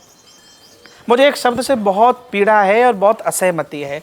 कोई भी धर्माचार्य को जब प्रश्न किया जाता है वो कहता है मेरी दृष्टि में नहीं, ये चिंतन ठीक नहीं है। धर्म की दृष्टि ना संजीव दृष्टि होगी ना भव्य दृष्टि होगी। धर्म की दृष्टि धर्म की ही दृष्टि होगी। तस्मात् शास्त्रम प्रमाणम ते कार्याकार्य व्यवस्थितौ ज्ञात्वा शास्त्र विधानोक्तम कर्म कर्तुमिहार्हसि। यह शास्त्र विधि मुत्सृज्य वर्तते कामकारतः न स सिद्धिमवाप्नोति न सुखम न पराम गतिम। गीता जी में भगवान की आज्ञा है, शास्त्र विधि का त्याग करके जो व्यक्ति मनमाना आचरण करता है, न सिद्धि मिलती है, न सुख मिलता है, न गति मिलती है। हमें क्या करना है, क्या नहीं करना है, इसमें शास्त्र दृष्टि देखी जाए। युवा पीढ़ी के साथ जो समस्या है, मैं संपूर्ण युवा पीढ़ी को दोष नहीं दे रहा, बहुत कुछ युवा पीढ़ी ऐसी है जो धर्म को धारण भी गरिमा के साथ किया है, फिर भी मैं कह रहा हूँ एक बड़ा वर्ग है धर्म को अपने अनुसार जी रहा है। तो धर्म जब इतने टुकड़ों में बन जाएगा कि भव्य दृष्टि अलग है, राजीव दृष्टि अलग है, संजीव दृष्टि अलग है, तो खतरा है। धर्म तो कृष्ण दृष्टि हो ना, कृष्ण क्या कह रहे हैं। मैं युवा पीढ़ी को बस यही कहना चाहूँगा कि आपके जीवन में ये जो चीज़ें चल रही हैं, ये जो चिंता, कुंठा, भय, विषाद, उद्विग्नता, इसका समाधान जब पढ़ोगे भगवद गीता, क्षुद्रम हृदय दौर्बल्यम त्यक्तोतिष्ठ परम तपः, धर्म को वास्तव में जियोगे तब धर्म समझ आएगा। अब ये भीड़ भक्कड़, ये प्रदर्शन, ये सब कुछ समझ में आ रहा है, पर मौलिक तत्व तो छिप रहा है और इसके साथ समस्या 10-20 वर्षों में फिर खड़ी होने वाली है। धर्म एक नए रूप में प्रस्तुत होगा और इसका बदलता स्वरूप, बदलता परिवेश, ये सबके लिए खतरा है। वृंदावन में आप आ रहे हैं, दर्शन करो। मैं सच कहूं ना, जिस होटल में, धर्मशाला में, आश्रम में, गेस्ट हाउस में रुक रहे हो ना, मोबाइल को कमरे में रख दो और किसी भी मंदिर में जाकर जिस तरह रील के भाव से मुक्त हो जाओगे ना, ये प्रदर्शन के भाव से वृंदावन को जी पाओगे। आपने फ्लैट की जब एक बात कही ना वृंदावन में, तो मुझे बहुत टाइम पहले एक मैया ने दिल्ली में बोली, तो मैया बोली कि महाराज जी अब तो एक इच्छा है, मैं वृंदावन में मरूंगा। ब्रजवासी आदमी है, जल्दी चेत जाते हैं। मैंने कहा मरवई आ रही है मैया वृंदावन में। तो मैंने ब्रजभाषा में कही, मैंने कहा मैया वृंदावन जीने की भूमि है, तू मरवे आ रही है। जिंदगी तुम जियो मुंबई, कलकत्ता, बेंगलोर में, मरवे यहाँ पे आ जाओ। ये मरने की भूमि नहीं, जीने की भूमि है। अरे यमुना में स्नान कर, राधा वल्लभ राधा रमण की मंगला कर, संतन की प्रसादी पा। आने वाली जो भीड़ है, आप इनसे वृंदावन के 5 संतों का नाम पूछ लो, 5 संतों का नाम नहीं बता पाएंगे। इनसे पूछो कि वृंदावन के 5 ऐसे रसिकाचार्य बता दो, इस भूमि में कौन कौन रसिक आए, उन्हें कुछ नहीं पता। आ रहे हैं, नाच रहे हैं, गा रहे हैं, तो ठीक है, तात्कालिक रूप में हम ये मानकर संतोष कर सकते हैं और संतुष्टि भी है कि चलो एक वो दौर था कि जब ये युवा पीढ़ी का आदमी क्लब में जा रहा था, जाम चल रहे थे, 31 दिसंबर को गोवा, मनाली, ऊटी में जाते थे, अब वृंदावन आने लग गया, ये संतुष्टि कर सकते हो। क्लब वाला आदमी वृंदावन आ गया, ये संतुष्टि का विषय नहीं है। क्लब वृंदावन में आएगा, देखना, मैं ये कह रहा हूं कि अभी तो ये आदमी आया चल के, फिर ये क्लब वाले गुणों को भी लेकर आएगा, फिर इसके साथ धूम्रपान भी आएगा, फिर इसके साथ वो जो ड्रिंक कर रहा है वो भी आएगा। वो प्रवृत्तियां आएंगी, प्रवृत्तियों में सुधार नहीं है तो स्थूलात्मक रूप में तो आप आ जाओ। बात प्रवृत्ति के परिवर्तन की है। जो सुख सुविधाएं आप अपने घर पे भोग रहे थे, वही वृंदावन में भोग रहे हो, तो ये धर्म के लिए थोड़ा सा खतरा है, चिंतनीय है। अब इसे हमारे बड़े आचार्य, मैं कहता हूँ ये विमर्श का विषय बने। मुझे कोई अगर पूछे, अगर हो सके तो मैं एक प्रार्थना करूं, संभव है नहीं है, आप वृंदावन के मंदिरों में मोबाइल की एंट्री बैन करा दो, फिर देखना कितने लोग आ पाते हैं। आएंगे अभी भी बहुत लोग, ऐसा नहीं है सब लोग रील के लिए ही आ रहे हों, तो समर्पित भाव के भी आएंगे, लेकिन थोड़ा प्रदर्शन कम होगा इससे। स्वाभाविक और बिना अनुशासन के कैसे हाँ, धर्म ही अनुशासन है, क्योंकि जो वेस्टर्न फिलॉसफी है वो रिलीजन को रूल्स एंड रेगुलेशन से चलाती है और स्पिरिचुअलिटी को आज़ादी से चलाती है। बिल्कुल, तो बिना अनुशासन के। और यहाँ वृंदावन में आके मुझे आपकी जो पूर्व की एक बात थी, अच्छे अच्छे लोग मेरे पास भी आते हैं, हम श्रीमद् भागवत सीखना चाहते हैं, हमें बताओ। मैं कहता हूँ क्यों सीखना चाहते हो आप, मुझे ये भी तो बता दो। श्रीमद् भागवत का वक्ता ही क्यों बनना है यार, श्रोता क्यों नहीं बन सकते हो? और मैंने कहा वक्ता बन के तो और कठिनाई है। आप एक परिवेश में, गरिमा में, आप श्रोता बन जाओ ना। अब दिक्कत ये है, हम वक्ता भरते, सबको वक्ता ही बनना है जी। अब ये भागवत वक्ता ऐसे तो नहीं बना जाता, ये तो सब कृपागत विषय हैं, आचार्यों के, गुरुओं की। ये वृंदावन की। मुझे ऐसा आभास हो रहा है जैसे हम इंटरव्यू शुरू कर रहे हैं, भले हम अंत पे आ गए हैं, लेकिन महाराज जी के भाव सुन सुनकर एकदम आत्मा तृप्त सी हो रही है। अगर आप इस इंटरव्यू में यहाँ तक पहुँचे हैं, क्योंकि इंटरव्यू आप यूट्यूब पे देख रहे होंगे, हो सकता है आप बीच में छोड़ के निकल गए हों, तो आप समझ चुके होंगे कि इस पूरे इंटरव्यू का सार क्या है। इस इंटरव्यू का सार ये, चाहे वो भागवत हो, चाहे वो ब्रज की गरिमा हो, चाहे वो गौशाला का कार्य हो, चाहे वो और विषय रहे हों, उनको गंभीरता से डिस्कस करना, उन पे चर्चा करना इस इंटरव्यू का उद्देश्य था। हमें लगता है हम इस उद्देश्य में तकरीबन एक मुकाम तक पहुंच गए हैं। हमने 80% 90% तक कोशिश की है कि हम उन सारे प्रश्नों के उत्तर महाराज जी से पा सकें जिनको लेकर हो सकता है कभी आप सचेत भाव से सोचे हो। आपने इस इंटरव्यू को देखा, इसके लिए बहुत बहुत धन्यवाद। हमारा चैनल ऐसी चीज़ें आपके लिए लाता रहेगा। हम महाराज जी के बहुत आभारी हैं कि उन्होंने अपनी समर्पण गौशाला गोवर्धन में हमें ये इंटरव्यू करने का सौभाग्य दिया, क्योंकि पीछे जो आपको दर्शन हो रहे हैं ये दर्शन करने आपको यहाँ आना पड़ेगा। आप वीडियो में अगर ये दर्शन करके गौ सेवा का लाभ लेना चाहते हैं तो नहीं होगा। अगली बार जब भी ब्रज आएँ, जब भी वृंदावन आए, मथुरा आए, तो गोवर्धन जरूर आएँ और जिन स्थानों की चर्चा महाराज जी ने की है जब ब्रज आएँ तो उनके दर्शन करें। आप वीडियो भी बनाएं, कोई दिक्कत नहीं है, फोटो भी खींचें, लेकिन ब्रज को समझने के लिए ब्रज के भाव से जुड़िए, ब्रज के मूल से जुड़िए। उम्मीद है हमें आज आज्ञा दीजिए, हम आगे और संतों के संग आपके पास आते रहेंगे और धर्म के गंभीर विषयों पे इस तरह के सवाल पूछते रहेंगे और उन जवाबों को लेकर आएंगे जो आप हो सकता न सुनना चाहें लेकिन आपको सुनना चाहिए। धन्यवाद।